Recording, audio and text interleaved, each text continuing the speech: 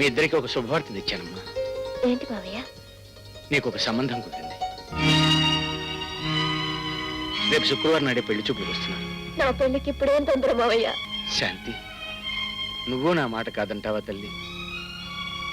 అది కాదు మావయ్య, నేనన్నది బావ ఆరోగ్యం ఇంకా ఇలా ఉండగా. నీ పుణ్యాన వాడు కోలుకున్నాడు కదమ్మా. అమ్మా శాంతి, నీ పెళ్లి కుదర్చడం కోసం నేను ఎంత శ్రమ పడ్డానో ఆ భగవంతుడికే తెలుసు. నేను చనిపోయేలోగా నీ పెళ్లి. మావయ్య, మీకు పుణ్యం ఉంటుంది, అంత మాట అనకండి.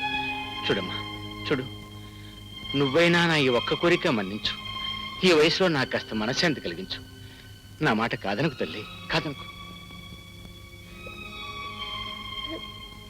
మీ ఇష్టం మావయ్య.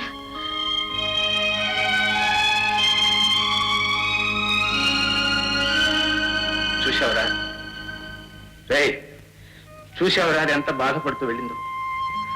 ఆ అమాయకురాలి కలలు ఆశలు, దాని జీవితమే నాశనం చేశావు కదరా. ఎంత జరిగినా అది నీ మీదే ప్రాణం పెట్టుకుని బ్రతుకుతున్న సంగతి నేను తెలుసు. దాని పరిస్థితి తలుచుకుంటేనే నా కడుపు తొలుకుపోతుందిరా. రే, ఎవరో ఒక ఆడపిల్ల రాసిన ఉత్తరం దాని చేతికి చదవనాలి. ఆ చదువుతున్నప్పుడు దాని మనసు ఎంత బాధపడి ఉంటుందో, దాని హృదయం ఎంత క్షోభపడి ఉంటుందో ఎప్పుడైనా ఆలోచించావా? అది ఇక్కడ నీతో నవ్వుతూ మాట్లాడి బయటకు వచ్చి కుమిలి ఏడవటం ఎన్నోసార్లు కళ్ళారా చూశాను రా. దాని మనసు ఆవగింతంతా నేను అర్థం చేసుకోవడానికి ప్రయత్నం చేయలేదు కదా. అంతా సరే, అయిపోయింది, అది అయిపోయింది. నీ మార్గాన్ని నువ్వు వెనుక్కున్నావు, నేను అడ్డురాను. నీ ఇష్టం వచ్చింది.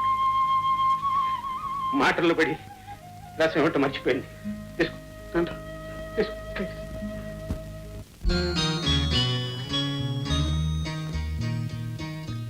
రామ్మా, రా.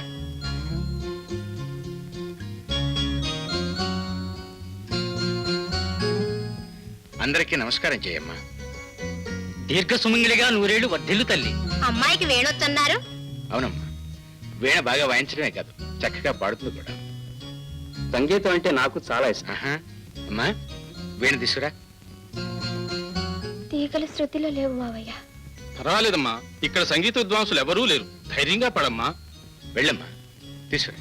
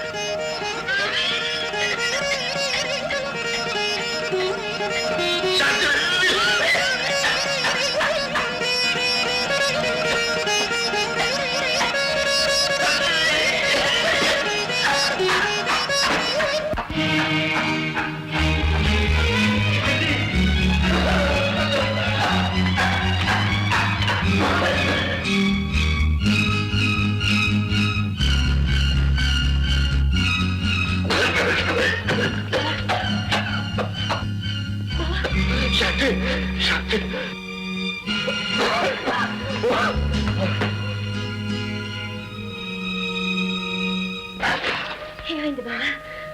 ఏం లేదు శాంతి, ఉన్నట్టుండి గుండె పట్టినట్టయింది. పర్వాలేదు, నువ్వు వెళ్ళు. లేదు బావా, కాస్తసేపు నీ దగ్గరే ఉంటాను.